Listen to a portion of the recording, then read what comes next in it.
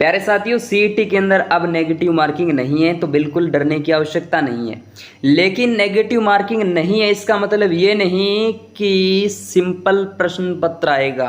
हो सकता है कि प्रश्न पत्र जो है लेवल का रखा जाए, हाई लेवल का रख दिया जाए। आपको पता है नेक्स्ट बोर्ड है ये, ध्यान देना इस पर।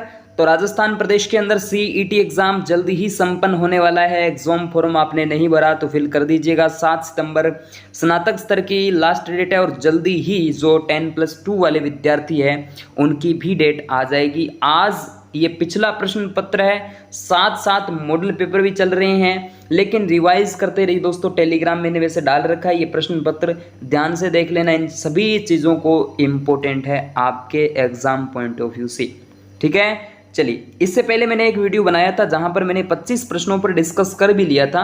और जो विद्यार्थी नए हैं चैनल से जुड़ जाइए, चैनल को सब्सक्राइब करें।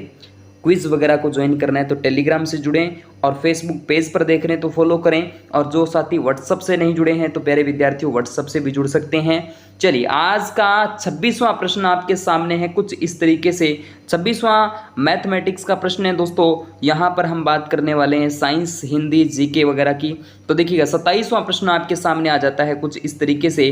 देखिएगा, निम्नलिखित में से कौन लोकसभा द्वारा पारित धन विधेयक की एक प्रति राज्यसभा को भेजते समय प्रस्थापित करता है? क्या है इसका आंसर होगा दोस्तों? तो यहाँ देखिएगा लोकसभा का अध्यक्ष ही होता है, ठीक है, लोकसभा का अध्यक्ष होता है। चलिए, कंप्यूटर का एक खतरनाक प्रश्न देखिएगा। MS एक्सेल में डेट फंक्शन का प्रयोग होता है। किसका डेट फंक्शन जो है उसका जो है प्रयोग होता है? तो दोस्तों सालों, महीने व जो वह दिनों को जोड़ने के लिए होता है भी। अगर आपको ईयर जोड़ने हैं या मंथ जोड़ने हैं या डेज जोड़ने हैं तो उसके लिए इसका जो है MS एक्सेल में डेट फंक्शन का जो प्रयोग होता है वो इसी के लिए होता है। किसके लिए? ऐड करने के लिए, प्लस करने के लिए। क्रिक के अनुसार, क्रिक एक वैज्ञानिक है, आनुवांशिक सूचनाएं केंद्रक से बाहर की ओर, आनुवांशिक जो जेनेटिक जो इन्फॉर्मेशन होती है केंद्रक से बाहर, आउट ऑफ केंद्रक, सेंटर की ओर याद रखिएगा दोस्तों, एक पथीय द्वारा प्रदत्त होती है, ठीक है। चलिए, उसके बाद अगला प्रश्न आपके सामने। निम्न में से कौन राजस्थान राज्य मानवाधिकार आयोग की पहली महिला अध्यक्ष है? शायद आता होगा। राजस्थान राज्य मानवाधिकार की पहली महिला अध्यक्ष आपसे पूछा है प्यारे दोस्त, यानी कांता भटनागर रहेगी पहली महिला अध्यक्ष, कांता भटनागर। चलिए, अगला प्रश्न। ईश्वर सर्वशक्तिमान है, ईश्वर सर्वशक्तिमान है। गॉड इज ओमनीपोटेंट, ठीक है, ये इसका बी करेक्ट आंसर रहने वाला है। चलिए, 32वें प्रश्न पर चलते हैं दोस्तों। एक घड़ी का क्रय मूल्य 530 है।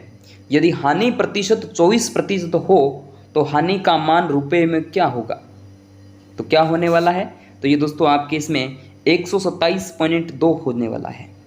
राजस्थान में 2011 में भारत की कितनी प्रतिशत जनसंख्या थी? प्यारा प्रश्न है, बहुत खतरनाक प्रश्न है। राजस्थान में 2011 में भारत की कितनी प्रतिशत जनसंख्या थी? तो 5.66। सिंपल वैसे तो था, लेकिन जिनको नहीं आता उनके लिए तो बहुत खतरनाक प्रश्न था। भारत में पहला कंप्यूटर स्थापित हुआ था। सामाजिक विज्ञान संस्थान Agra, Indian institute of statistics Delhi में, भारतीय सांख्यिकी संस्थान कोलकाता, या फिर भारतीय विज्ञान संस्थान बेंगलुरु? तो कहाँ हुआ था? भारतीय सांख्यिकी संस्थान कोलकाता के अंदर पहला कंप्यूटर जो है वो स्थापित होता है। ये मैथमेटिक्स का क्वेश्चन।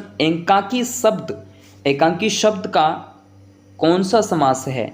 इस शब्द में समास पूछा है आपसे, तो समास इसके अंदर आप बता सकते हैं द्विगु समास रहेगा। कौन सा है? द्विगु समास। चलिए, उसके बाद आपका प्रश्न कुछ इस तरीके से है कि विभिन्न प्रकार की रासायनिक अभिक्रिया, रासायनिक संयोजन, अपघटन, विस्थापन या फिर द्विअपघटन, निम्नलिखित अभिक्रियाओं को किस श्रेणी के अंतर्गत आती है? श्रेणी आपसे पूछ ली है। श्रेणी के अंदर अगर देखा जाए तो यहाँ हम बात करते हैं जो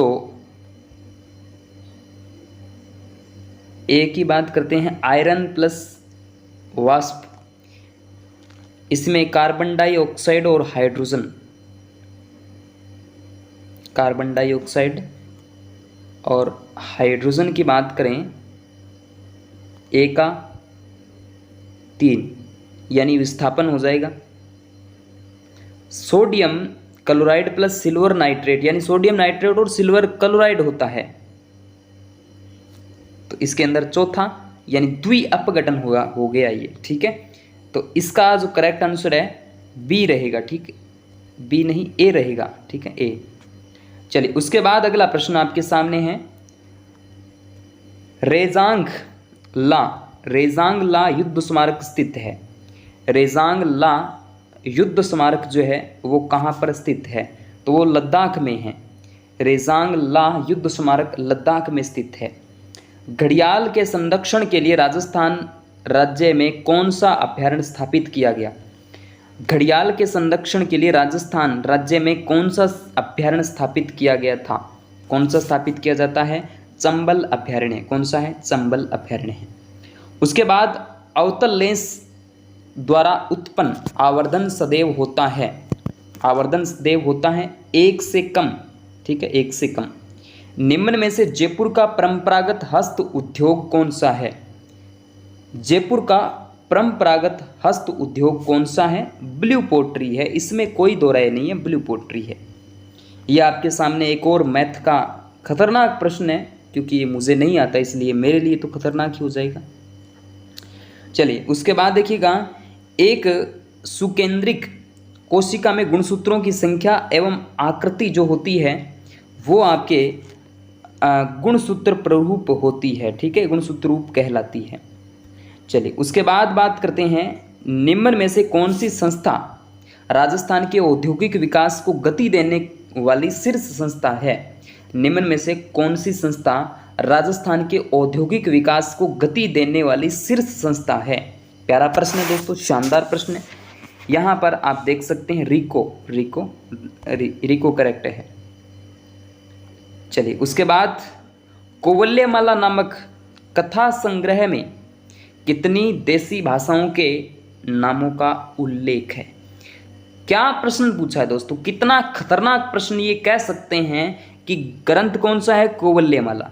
कोवल्यमाला नामक ग्रंथ, कथा ग्रंथ में कितनी देसी भाषाओं के नामों का उल्लेख है, यानी देसी भाषाएं कितनी हैं, ये आपसे पूछा है। करेक्ट आंसर 45वें का रट लेना 18 है, ठीक है, 18 दिनों की अवधि तक कौन सा त्यौहार होता है, गणगौर का।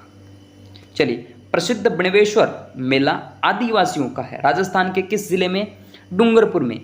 कब माघ पूर्णिमा को सोमवाई जाखम के त्रिवेणी संगम पर नवाटापुरा गांव डूंगरपुर में आदिवासियों का कुंभ बणवेश्वर मेला माना जाता है। चलिए उसके बाद अगला प्रश्न आपके सामने कुछ इस तरीके से, ये वाला कौन सा है कि निम्नलिखित में से तालव्य शब्द में कौन सा प्रत्यय है। यह तालव्य यानी यह प्रत्यय रहेगा। कौन सा शब्द चांदी का पर्याय नहीं है, चांदी का पर्याय नहीं है। रजत तो होता ही है, रोव्य भी है और रूपक भी है, हिरण्य नहीं है, ठीक है। उसके बाद बात करते हैं सरसों पादक वृषिका के किस भाग से तेल निष्कासित होता है। बीज से होता है। सरसों का तेल हम जानते हैं कि बीज से ही हमें मिलता है, सिंपल सा, थोड़ा सा माइंड लगाना, तो तेल निष्कासित होता है बीज से, ठीक है, ओके।